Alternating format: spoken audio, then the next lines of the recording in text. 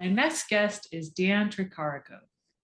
Dan has been a high school teacher for over 30 years, and he's also the author of the Zen Teacher, Creating Focus, Simplicity, and Tranquility in the Classroom, and Sanctuaries, Self-Care Secrets for Stressed Out Teachers. In his spare time, he enjoys writing fiction, listening to music, reading mystery novels, staring out of windows, and watching movies.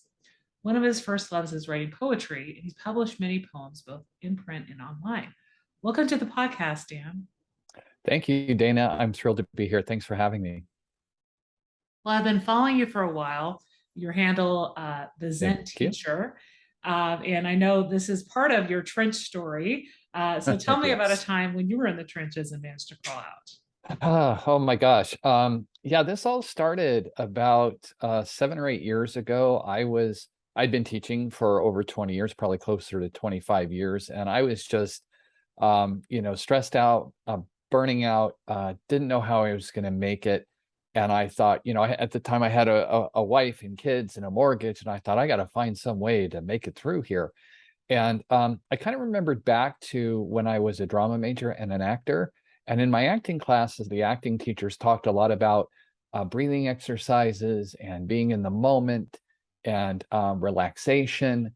And I thought, well, that's kind of what teachers need. It was a very high stress time. It is a high stress time in the education profession. And so I started writing about how to use those techniques and strategies in the classroom on a blog, and I just called it the Zen Teacher. And I was fortunate enough to turn that blog into a book, and that book became a workshop. And now, not only did those strategies help me figure out how I'm going to make it through, and now I know I'm going to make it through to retirement, which I'm very grateful for. But now I get to help other teachers, and there's nothing better than that, because helping your students is I think one of the most important jobs there is in the world. But when you can help their teachers, there's just this ripple effect that is incalculable. And so I'm just so grateful. I never dreamed I'd be on this path this late in my career, in the twilight of my career. But teachers have been kind enough to say that some of the ideas have helped them, and if I've helped other teachers kind of make it through, what's better than that? And so you use the Zen in your classroom a little bit. Talk to me about how you incorporate mindfulness. And have you been doing that for those past 8 years, or did that kind of come about more after the pandemic? Oh, definitely before. And Okay. and what I said, definitely before the pandemic, what I said was, who knew in 2015, when the Zen Teacher book came out, Mhm. that a few years later it would be more important than it was when it came out. Mhm. But yeah, the pandemic threw everybody for a loop and just really, really jacked up the stress, increased the anxiety. Much like other schools, our school shut down on March 13th, Mhm. 2020. On Saturday, I said to myself, well, I've got kind of a responsibility here Mhm. to Mhm. step up and start to help these teachers. And I opened a what I called a pop-up Facebook group. Okay. And that was on Saturday. By Wednesday, there were 500 teachers in it, and which blew me away. Mhm. But they tease me that that group is still open, and that it's called the Zen Teacher Pop-Up Sanctuary. It's Mhm. not so Mhm. pop-up anymore. No. Yeah, they're teasing me, because I was like, oh yeah, this will be open for a couple months, and no, that's not what happens. So we still share ideas in there on how to chill out and relax and just kind of make it through. And so Mhm. yeah, it started way before that. In fact, I probably always intuitively Mhm. been a very relaxed teacher, a very take it as it comes kind of teacher. But then when I really started doing it intentionally with the strategies and the skills I talk about in the two books you mentioned, um, it just took me to another level and made kind of everything okay. And again, just knowing that I'm going to make it through a career that, even though it's challenging, is the best thing I can think to be doing with my life. Mhm. It's just good to know I'm going to make it through. Mhm. Mhm. So you talked about learning a lot of these mindfulness tools in drama class. Mhm. And you took a mindfulness training with Dr. Chris Welland. Mhm. Was that something you took when you were studying drama or later on when Oh, you that was fairly were teaching? recently. Okay. Yeah, that was just probably last year. Hmm. Um, Hmm. but what's funny is I discovered Dr. Willard because when the Zen Teacher book came out, we connected on Twitter because that's the Okay. magic of social media. And he has a book called Growing Up Mindful. And Mhm. I always make this distinction. His book is the last slide in my workshop presentation, Okay. because teachers, being very giving people, are like, okay, how can I take these strategies and use them in the classroom with my kids? And I'm like, that's wonderful, but I'm not here for that. I'm here to help you. Okay. Um, but his book, Growing Up Mindful, has about 24 activities and exercises on how to use mindfulness with young adults, with Mhm. adolescents. And if people want to, read that book and help their own students, they can do that. But I'm here to help teachers. But Mhm. so that's how I connected with him. And then when he offered his course, I was like, I got to take this. And then it Mhm. gave me more training and credibility, I think, because I felt like, well, why should people listen to me? But now I have Mhm. more training behind me, and so hopefully now I have the ethos to back up what I'm saying. And I think a lot of the mass exodus and the great resignation is because of a lot of educators and people in other fields, being dissatisfied with their jobs, the burnout. But since you said you're here to help the teachers, you told me in the pre-chat a little bit, it's about focusing on things that you love about your job, right? Because there's going to be those things thrown at you that you're not so happy about, right? It's how you Sure. approach Yeah. it, right? Yeah. Yeah, I think, well, one thing you're making me think of is recently I was asked to write up a little something for an article, and the question was, is teaching worth it? Mhm, And mhm. first of all, that's a giant question. Yeah. But the distinction I made is I said, yes, of course, teaching is worth it. I love teaching. I've loved every minute of teaching. I said, Mhm, it's the education profession that I can't recommend. I mean, it's the education profession that's broken, that's causing all the stress but the teaching part of it, the being in the class with kids and rolling up your sleeve and learning and getting things done and banding about ideas, again, I can't think of anything greater. mhm, But the stress of the low pay and the lack of respect and the constant adding to the plate of what teachers need to do without any and then the gaslighting of, well, just take care of yourself, but here's 40 more things you need to do. I mhm, mean, all of that is just wildly dysfunctional, of course, but the teaching is always worth it. And mhm, so, that's what I think of in terms of, one way to think of it. And yes, focusing on the things that you like about the job. But one other thought that occurs to me is I've always been a fan of saying that stress is the difference between what we're doing and what we want to be doing. mhm, And I think, at least for me, that's where a lot of stress comes out. I get stressed out when I'm like, this is so not what I want to be doing. mhm, Right. So how can we adjust, make changes so that there's always going to be things you don't want to do. There's always going to be mhm, challenges in any job or whatever. But how can we put ourselves in a position more often mhm, where we are doing what we want to be doing, where we feel like we're making a difference, where we are filling our tanks and feeding our souls in a way that makes us know, hey, I'm making a difference here. I'm doing something important and I'm going to make it through. mhm, mhm. Yeah, that's the bottom line. Like a lot of Mhm, people leave the profession, even if they enjoy being in the classroom, it's because of those outside demands, the mhm. education itself. But yeah, it's really taking care of what your locus of control. Absolutely. Yes. Absolutely. So talk to me a Yeah. little bit about your workshop. So on your website, you talk about you have some workshops about beginner's mind, compassion, gratitude. So are these workshops that you would be able to go to schools to facilitate? Do you do both person and online? Kind of what are you available to do? Sure. Yeah. I mean, actually, all those things that you mentioned are in the one presentation that I do called the Zen Teacher Workshop.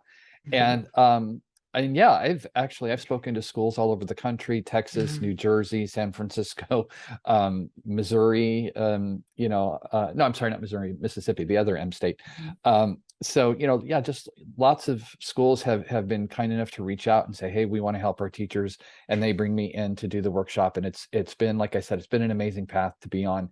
And I think teachers just need somebody to be mhm, that voice in their ear that gives them permission to take care of themselves, to kind of point out the irony of, again, some of the gaslighting that's happening, some of the things that they're being told that really things that aren't necessarily true about Mhm.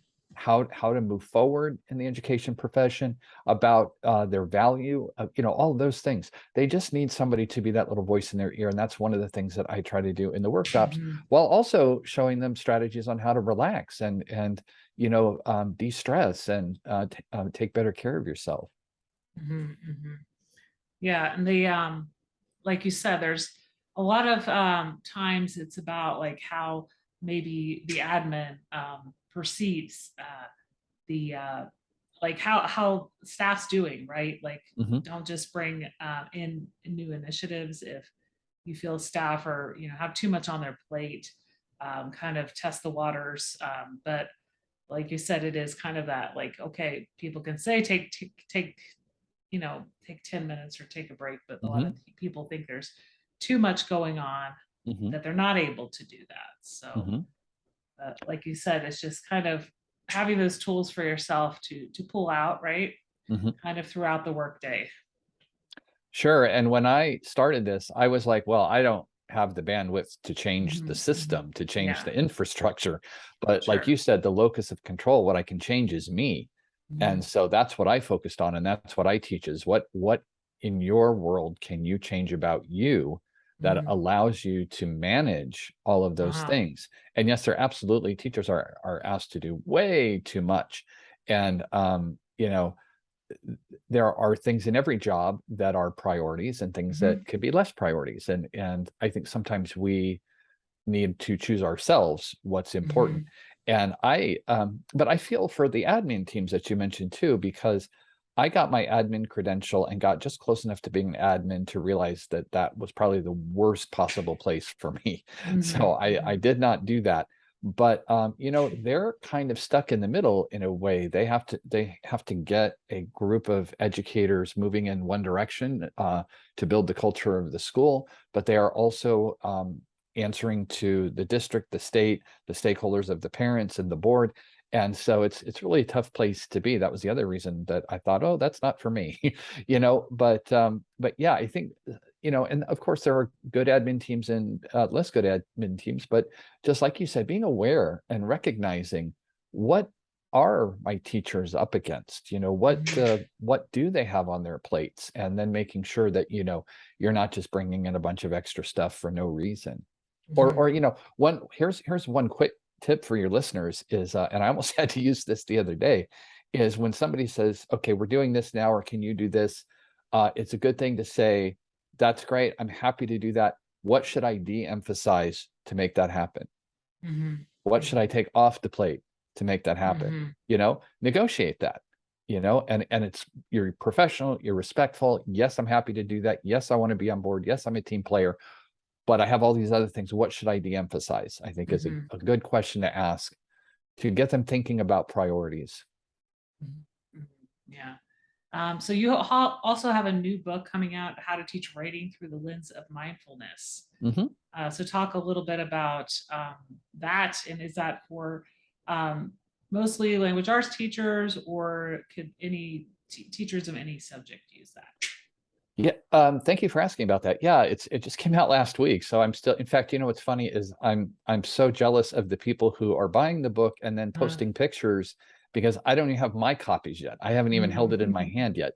But it's called Right Here and Now: The mhm, Mindful Writing Teacher's Guide to Finding the Zen in Their mhm. Pen, Okay. and which is a long subtitle, but I like it. So I just, it's the thing, Dana, is that I've been a writing teacher for over 30 years. And so you learn a few things, and I'm a writer myself, obviously, and I've loved writing my whole life. And so I just wanted to share some of my lessons that I've learned about teaching writing, but also kind of filter them, as you said, through the lens of Mhm, mindfulness, about how to be a relaxed writer, how to give yourself permission to not be perfect, how to not feel anxiety, and certainly it's for writing teachers to share those ideas with their students so that the students can de-stress, because a lot of students, face the blank page or the blinking cursor with massive amounts of anxiety. mhm, And I see it in my own students every day. So a lot of this comes from my own experience in the classroom.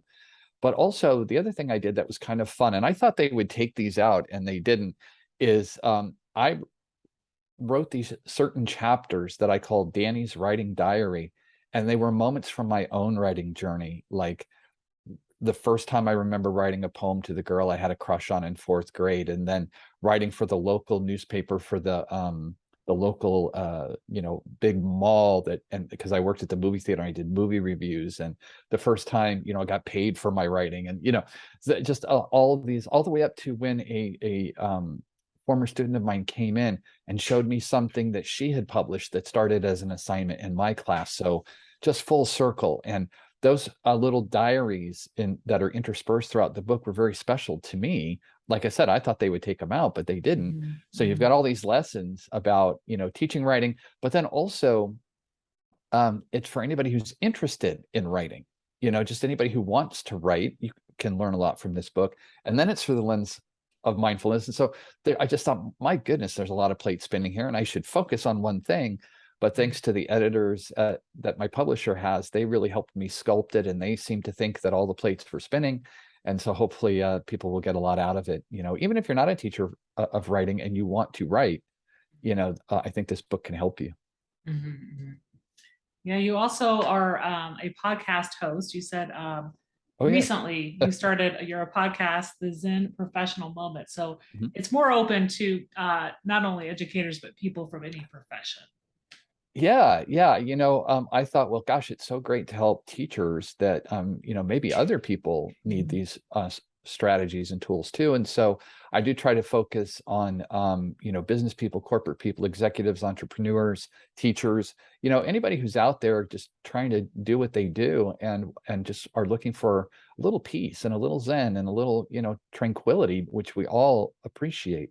And so I love podcasting, and I love being on podcasts, obviously, but it's it's not something that I've had the time to be as consistent with as I want. I think I have 24, 25 episodes, something like that. But I am committed to it. I'm not giving it up. It's another way to get the message out and to have this conversation, which I think is really important. And so, I hope people will tune in and to your podcast and to my podcast. And, we have so many opportunities to learn anything we want now by just going online and finding what we need. Do you usually speak just kind of on your own, or do you interview guests for your podcast? Oh, I do both. Actually, I thought that, like, on the solo episodes, I thought, well, people are tired of hearing me talk, but then I took a podcast course, and the teacher of that course said that the solo episodes are really important, because then you're establishing, again, your credibility, your expertise, but then it's nice to mix it up with some guest episodes. And so I think there's room for both. So on your website you do have a online course, and tell me a little bit about you have some a free offer of a workbook. Tell me a little bit about those things people can find on your website. Yeah, thank you. If you go to my website, thezenteacher.com, and you sign up for my email list, again, that's another thing that I send it out regularly, but never as consistently as I want. I would love to do it like once a week, but it's probably, once a month or a couple times a month. And you'll immediately get sent I think it's a 12 or 14-page workbook with some of these strategies in the workbook that you can just immediately start applying right away. The online course that you talk about is called Instant Zen, and I was looking for a way to get some of these quick strategies out that people can apply right away in a kind of a not terribly expensive mode, And I think that Instant Zen is like $49, I think. And what it really talks about is what I call the 5 S's: stillness, silence, space, subtraction, and slowing down, and how we can apply those things immediately to our lives to just find a little more peace and tranquility. And I say that the 5 S's are great because they're always free and they're always available. The tough part is that our culture doesn't value them at all. We are a go, go, go, constantly on, always noisy culture. So really, finding stillness, silence, and space is a rebellious act. It's subversive, right? And so you have to be intentional. It's not just going to happen. But that course kind of goes through those 6 elements or 5 elements, and has some other bonuses. That's probably why I was thinking 6. And then shows you how to apply them. So that's definitely direction I will send people in. I think that's Thank you. something, everybody can benefit from. And, especially during the school year, as people are listening to this, and, you might be after a school break, right? Kind of in that drudgery of the, Mhm. 2-month period between school breaks, Oh, and just yes. kind of need like a pick me up, right? So, Yeah, that would be perfect. yeah. So we've had a lot of good insight about your writing and kind of what got you started with the Zen Teacher. Out of everything we talked about today on the podcast, what's one thing you'd like listeners to remember? Well, I'll tell you what I say, which is kind of my sign off at the end of my podcast, because I think this is when I thought, well, what do I want them to be left with on my podcast? The same Mm-hmm. thing I'll tell your listeners is you are okay exactly how you are, and you Mm-hmm. have more power than you think. Mm-hmm. And I think Mm-hmm. teachers forget those things, that Mm-hmm. whatever you're doing in the classroom, it's good enough. It's fine. You're doing fine. You don't have to have a Pinterest perfect classroom. Mm-hmm. Things don't have to always be quiet. I mean, Mm-hmm. whatever your idea of quote unquote perfection is, it, you don't need that. Whatever you're doing Mm-hmm. is fine. Just care about your students, share your knowledge. Everything's going to go fine. And you have more power than you think. When you feel like I can't do anything, I'm paralyzed, I don't have any power, I can't do anything, start to look around as we were talking about and say, okay, what choices do I have? What difference can I make? What can Mm-hmm. I change? And there's going to be more there than you think. You make I think I read somewhere that only a heart surgeon makes more decisions a day than a teacher or something like that. Mm-hmm. And Mm-hmm. the number of decisions we make every day is just monstrous. Oh, that's a pre-Halloween reference there. Um, and and so you have so many choices that should empower you to know that you're making all those choices every day. Mhm, mhm. Yeah, no, it's definitely true that, we're always making decisions. We're always tending Hmm. to kids' needs. They're Hmm. asking for things while we're teaching or while they're working on things. So, it's like you said, you're doing the best you can. Hmm. And then you have the power to change things because it's your classroom. It's your, Yes, if you're serving kids outside of the classroom, you're still, you're able to kind of make that um, what your needs are a priority, and you need to help yourself before you can fully be able to totally. implement effective instruction or serve the kids in whatever capacity Absolutely. you are in. If you're burned out, you're worn out, you're at the end of your rope, you're at the end of your fumes, you're not going to be helping anybody. Where can people connect with you and find you online? I'm at thezenteacher.com. I'm on Twitter at the Zen Teacher. On Instagram, I'm at Zen Teacher. I think Mhm, the was taken when I signed up for Instagram mhm, because I was late to that game. I was experimenting with TikTok at the Zen Professional, mhm. but kind of got bored with that, so it's not Okay. been super updated. And then you can always email me if you want to reach out at teachingzen@gmail.com. Okay, And I always love great. hearing from people, so reach out if you want to. Mhm. Well, it's been a pleasure having you on the podcast and Yeah. just having this conversation about something that I hope, I know a lot of teachers have implemented more in the past couple of years, and I hope people will continue to do so and check out your resources and a few of your books, especially your new one. Thank you so much for Thank being on the you. Out of the Trenches podcast today. I had a great time. Thank you.